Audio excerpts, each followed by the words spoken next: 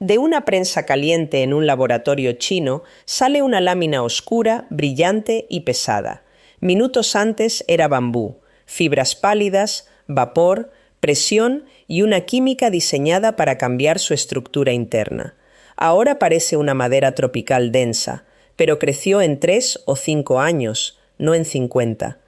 Mira tu mesa, el suelo, una silla, el marco de una puerta. Si estuvieran hechos de bambú tratado, quizá no lo notarías. Esa es la promesa: convertir una planta hueca, ligera y familiar en un material que compita con maderas duras y algunos compuestos industriales. Pero aquí aparece la pregunta incómoda. Si el bambú crece tan rápido, ¿por qué no lo usamos ya para casi todo? Porque el bambú natural se comporta como una esponja llena de hilos. Absorbe humedad, se deforma y tiene límites estructurales. La clave no es solo aplastarlo. Investigadores en China están retirando parte del pegamento interno de la planta antes de comprimirla. Ahí empieza la historia. Mucho antes de entrar en prensas calientes, el bambú ya sostenía ciudades. En Hong Kong todavía se levantan andamios de decenas de pisos con cañas atadas a mano, porque son ligeras, flexibles y fáciles de montar. En zonas rurales de China, India, Vietnam o Indonesia, también ha servido durante siglos para viviendas ligeras, puentes temporales, cestas, utensilios, muebles y conducciones de agua. La diferencia es que antes se usaba casi como salía del bosque. Se cortaba, se secaba, se rajaba o se ataba. Su forma tubular era parte de la solución, pero también del límite. Funcionaba bien en estructuras rápidas y locales, no tanto como una viga estandarizada que un ingeniero pudiera calcular igual que pino, roble o acero. La fase actual cambia el material desde dentro. El bambú se abre en tiras, se lamina, se desfibra, se mezcla con resinas y se prensa. En productos como el bambú laminado, las tiras se ordenan como capas de un sándwich. En el llamado bambú scrimber, las fibras se separan más, como un manojo de hilos, y luego se vuelven a unir con pegamento bajo presión. China lidera esta transición por escala. Según la Organización Internacional del Bambú y el Ratán, el país tiene más de 6 millones de hectáreas de bambú y concentra una de las industrias más grandes de tableros, pisos, muebles y compuestos estructurales.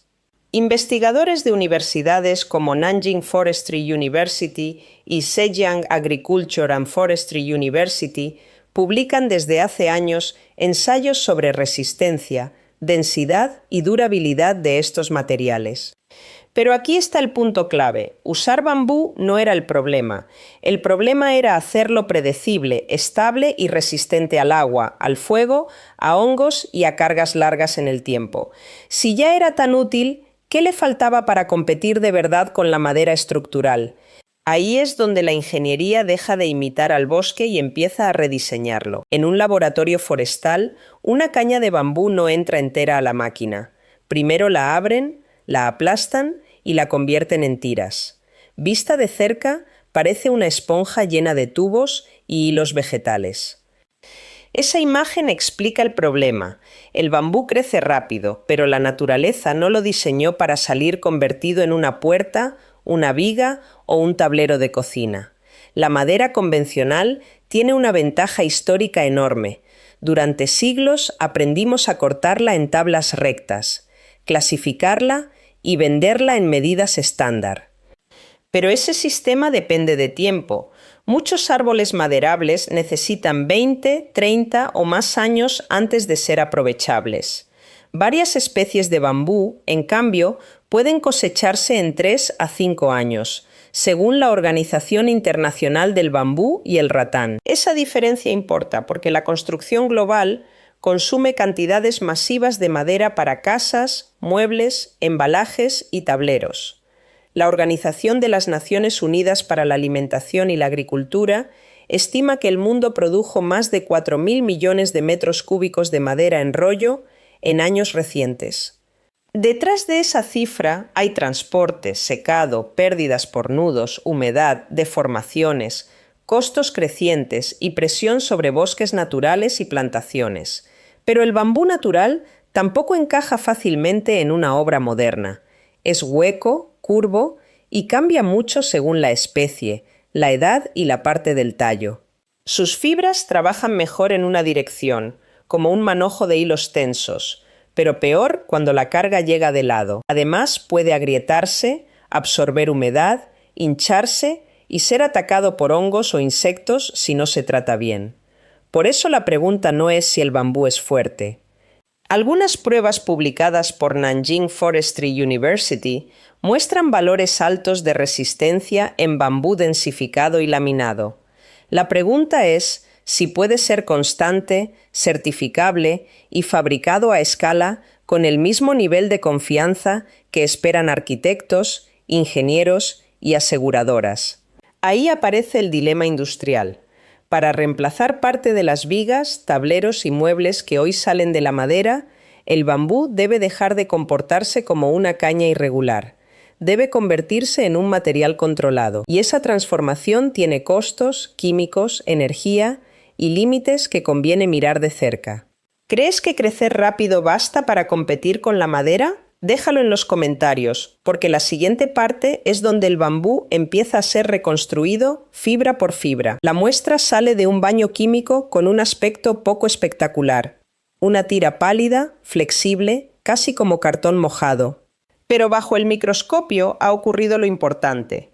Parte del pegamento natural del bambú ha sido retirado, y el material queda listo para ser aplastado sin romperse como una caña seca. Para entenderlo, imagine un manojo de hilos muy resistentes pegados dentro de una esponja. Los hilos son principalmente celulosa. El pegamento rígido es lignina, y entre ambos hay hemicelulosa, un relleno vegetal que ayuda a mantener la forma. En el bambú natural, esa arquitectura es útil para una planta alta y ligera. En una fábrica, deja demasiados huecos, curvas y puntos débiles. La primera etapa es quitar y ablandar. Investigadores de universidades chinas, entre ellas la Universidad Forestal de Nanjing y la Universidad Forestal del Nordeste, han probado tratamientos alcalinos, como soluciones de hidróxido de sodio, además de procesos con vapor o calor químico. El objetivo no es disolver el bambú por completo. Es retirar una parte de la lignina y la hemicelulosa para que las fibras de celulosa queden más libres y puedan moverse. Aquí está la diferencia clave. No se fabrica un plástico vegetal desde cero. Se conserva la dirección de las fibras, porque ahí vive gran parte de la resistencia. Si el tratamiento químico es demasiado agresivo, se dañan esos hilos y el material pierde valor. Si es demasiado suave, la estructura sigue rígida y no se compacta bien. La receta exacta depende de la especie, la edad del bambú, el tiempo de tratamiento y la concentración química. Luego llega la parte mecánica, calor y presión. La tira ablandada entra en una prensa caliente, donde los poros se colapsan y las fibras se acercan. La esponja se convierte en una lámina densa. En algunos estudios, las presiones usadas están en el rango de varios megapascales y las temperaturas pueden superar los 100 grados Celsius. No es un golpe rápido, es una compresión controlada para evitar grietas internas. El resultado puede ser muy distinto al bambú inicial. Artículos publicados en revistas como Construction and Building Materials y Composites Part B han reportado aumentos importantes en densidad, dureza y resistencia a flexión en bambú densificado, dependiendo del método. Algunas muestras experimentales han superado resistencias de flexión de 200 megapascales, cifras comparables o superiores a muchas maderas estructurales comunes. Pero aquí conviene frenar la promesa. Esos números no significan que cualquier fábrica pueda producir vigas perfectas mañana. Una muestra pequeña en laboratorio no es lo mismo que un panel de 2 metros expuesto a humedad, tornillos, fuego, hongos y ciclos de carga durante años. La ingeniería no termina cuando la prensa se abre. También queda el costo ambiental del proceso. Los baños alcalinos deben recuperarse o tratarse. La prensa consume energía Y si para unir láminas se usan resinas, aparecen preguntas sobre emisiones, reciclaje y salud interior. El bambú crece rápido, sí, pero el material final depende de una cadena industrial completa. Por eso esta invención no debe imaginarse como alquimia, sino como reorganización interna. Quitar lo que estorba, ablandar lo que está rígido, apretar hasta que los vacíos desaparezcan. La pregunta que viene ahora es la decisiva. Después de reconstruir el bambú por dentro, ¿cuánta fuerza real se gana frente a la madera que ya usamos todos los días? En una mesa de ensayo, una tira de bambú densificado se apoya sobre dos puntos metálicos. Una prensa baja lentamente en el centro. Primero no pasa nada visible. Luego la máquina marca la carga. Decenas, cientos, miles de newtons. La pieza se curva, pero no se parte como una caña común. Ahí empieza la pregunta incómoda. ¿Qué cambió si sigue siendo una planta? Piense en una esponja de cocina. Si está llena de aire, se deforma fácil porque gran parte de su volumen no sostiene nada. Si se eliminan esos vacíos y se aprieta su red interna, hay más material real soportando carga por cada centímetro. En el bambú densificado ocurre algo parecido. Los poros se cierran, las paredes celulares se pegan entre sí y la densidad sube. Ahora cambie la esponja por un paquete de hilos. Las fibras de celulosa funcionan como filamentos largos. Cuando están torcidas, separadas o rodeadas de espacios, la fuerza se concentra en pocos puntos. Cuando se alinean y compactan, la carga se reparte mejor en dirección longitudinal. Por eso el material puede resistir más en flexión y tracción, especialmente si la prensa conserva la orientación natural del bambú. Pero el pegamento vegetal complica la receta. La lignina da rigidez y resistencia al agua, pero en exceso impide que las fibras se acerquen durante la compresión. Quitar demasiada lignina también es peligroso. La estructura puede quedar frágil, absorber más humedad o necesitar adhesivos y resinas para estabilizarse. La mejora no viene de vaciar el bambú, sino de dejar la cantidad correcta de química interna. Los números publicados muestran por qué hay entusiasmo. Estudios en materiales lignocelulósicos densificados han reportado aumentos de densidad cercanos al doble y mejoras de dureza de varias veces frente al material natural. En bambú tratado, investigaciones de instituciones como la Academia China de Silvicultura y universidades forestales chinas han informado resistencias a flexión por encima de 200 megapascales en ciertas muestras. Para comparar, muchas maderas estructurales comerciales se mueven bastante por debajo de esa cifra, aunque dependen de especie, humedad y defectos. El límite está en la escala. Una probeta pequeña puede ser casi perfecta. Una tabla industrial tiene nudos, variación de edad, azúcares, sílice, grietas y zonas con distinta densidad. Además, el bambú cambia con la humedad. Si se hincha después de densificarse, parte de la ganancia puede perderse. Por eso los laboratorios miden ciclos de agua, estabilidad dimensional, resistencia al fuego y comportamiento con tornillos. La industria busca el punto medio, suficiente tratamiento para compactar, suficiente lignina para no depender completamente de resinas, suficiente calor para fijar la forma y no tanta energía como para borrar la ventaja ambiental. Esa es la ciencia real detrás del titular. No es una planta convertida mágicamente en acero. Es una arquitectura natural reordenada con química, humedad, temperatura y presión. La receta ganadora no quita todo. Ajusta lo justo. En otro laboratorio, la escena es menos espectacular. No hay una viga enorme, sino una muestra del tamaño de una regla escolar, etiquetada, pesada y colocada en una máquina universal de ensayos. La pantalla no dice revolución, dice densidad, módulo, carga máxima, humedad. Y ahí es donde el titular empieza a volverse verificable. Este campo no nació de la nada. En China, universidades forestales, centros de investigación de bambú y grupos vinculados a materiales lignocelulósicos llevan años trabajando con bambú laminado, bambú scrimber y madera densificada.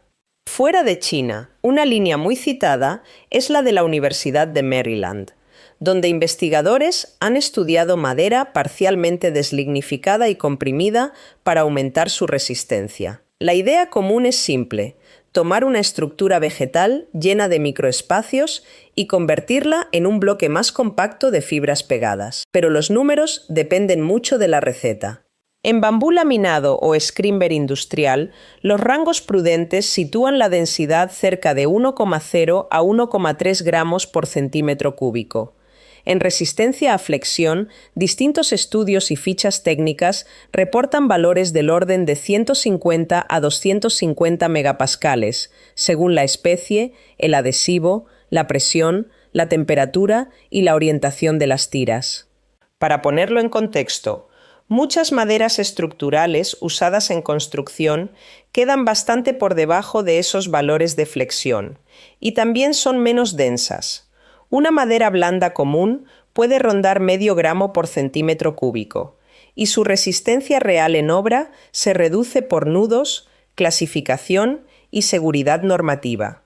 Entonces sí, algunos bambúes densificados compiten muy bien contra maderas comerciales, pero no compiten de la misma manera contra acero u hormigón. El acero no gana solo por resistencia, gana por ductilidad, soldabilidad, normas maduras y comportamiento predecible en grandes luces. El hormigón domina por costo, masa, fuego, compresión y escala industrial. Comparar una probeta brillante con un rascacielos completo sería saltarse la parte difícil. El panorama industrial está en ese punto intermedio. Ya existen tableros, vigas laminadas, pisos, paneles y productos de bambú estructural con desempeño alto. China tiene una ventaja evidente: abundancia de bambú, cadenas de procesamiento y experiencia exportadora. Pero cada aplicación exige certificación, control de humedad, adhesivos durables, resistencia al fuego y un suministro homogéneo. Así que la pregunta correcta no es si el bambú densificado puede ser fuerte. Ya hay datos que dicen que puede serlo. La pregunta es: ¿dónde puede reemplazar a la madera? ¿Dónde solo la mejora?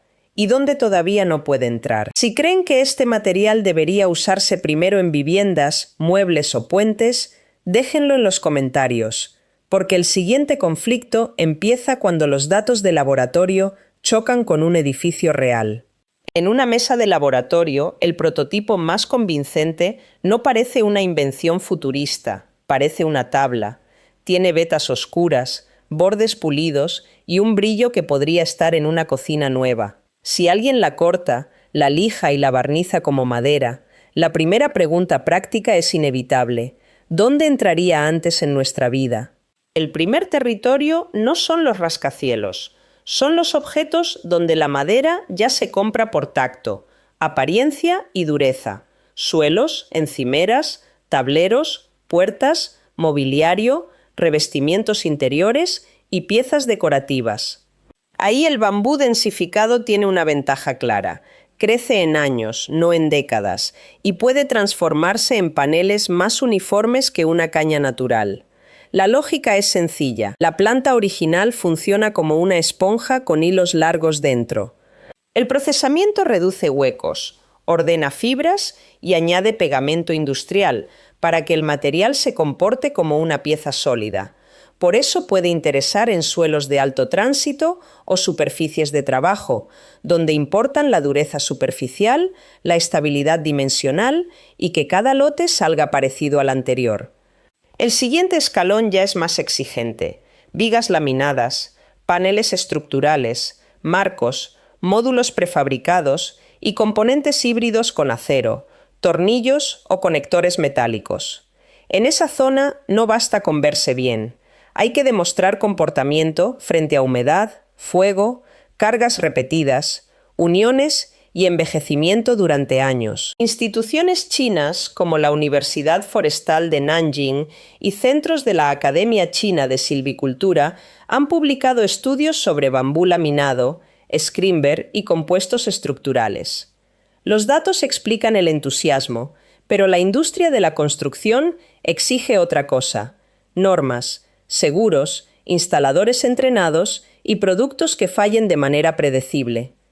Por eso el reemplazo de la madera probablemente será gradual. Primero, donde el riesgo es bajo y el valor visual es alto. Después, donde los ensayos permitan diseñar con confianza. Y al final, si una mesa o una viga se ve como madera, se trabaja como madera y dura igual o más, queda la pregunta para ustedes. ¿Seguiría importando que venga de una hierba? En una cámara climática, una muestra de bambú densificado no se rompe por un golpe espectacular. Empieza a fallar en silencio. Sube la humedad, las fibras absorben agua, el panel se hincha unas décimas y una línea de adhesivo se convierte en el punto débil. En una cocina, eso sería una encimera cerca del fregadero. En una fachada, una junta mal sellada después de 100 lluvias. El bambú sigue siendo un material lignocelulósico, una red de hilos vegetales con huecos microscópicos. Si el tratamiento, el prensado y el sellado no son correctos, puede absorber humedad, deformarse, favorecer hongos o atraer insectos. La promesa no desaparece, pero depende de detalles poco visibles: recubrimientos, bordes protegidos, drenaje, mantenimiento y control de calidad lote por lote. El fuego exige el mismo realismo. Estos paneles pueden carbonizarse, como la madera y otros materiales vegetales. Esa capa carbonizada a veces protege el interior, pero no basta decir resiste el fuego. Para entrar en edificios necesita ensayos de reacción y resistencia al fuego, diseños certificados, retardantes cuando hagan falta y uniones que funcionen a altas temperaturas. También está el pegamento. Muchos productos de bambú estructural usan resinas fenólicas, melamínicas, epoxi o de poliuretano. Ahí aparecen preguntas sobre emisiones, formaldehído, reciclaje al final de vida y energía usada en el prensado a alta presión. Un material renovable no es automáticamente limpio si su fabricación depende de química problemática o de mucha electricidad. Y luego llega el obstáculo invisible, las normas. China, Europa y Estados Unidos tienen décadas de códigos, seguros, proveedores y constructores entrenados alrededor de la madera, el acero y el hormigón. Para cambiar eso hacen falta datos públicos, estándares de diseño, certificaciones y edificios reales funcionando durante años. Si creen que el bambú puede superar esa barrera, déjenlo en comentarios y suscríbanse, porque en construcción una gran idea no reemplaza a un material, reemplaza una cadena completa de confianza. China parte con una ventaja difícil de copiar. Tiene bambú, fábricas que ya lo laminan, prensan y exportan, y una demanda interna enorme de materiales bajos en carbono. No empieza desde cero, empieza con campos, maquinaria y compradores.